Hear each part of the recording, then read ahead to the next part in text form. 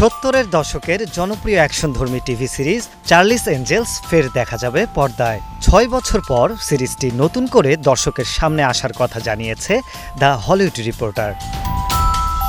নারী গোয়েন্দা নির্ভর সিনেমাটিকে নতুন করে সাজানোর জন্য সনি এরই মধ্যে দায়িত্ব দিয়েছে দ্য প্রপোজাল ও ক্রেজি রিচ এশিয়ানসের লেখক পিট কিয়ারেলিকে। গুঞ্জন উঠেছে প্রথম সিনেমার তারকা ড্রু ব্যারিমোর ও তার প্রযোজনা প্রতিষ্ঠান ফ্লাওয়ার ফিল্মস ব্যানার নতুন এই সিনেমার সঙ্গে যুক্ত হতে পারে। শুরুতে চার্লিস এঞ্জেলসকে নিয়ে দুটি সিনেমা বানিয়েছিল সনি পিকচার্স। ২০০০ সালে মুক্তি পাওয়া চার্লিস এঞ্জেলস ও এর ৩ বছর পর মুক্তি পাওয়া Charlie's Angels full throttle box অফিসেও ব্যবসা সফল হয়েছিল।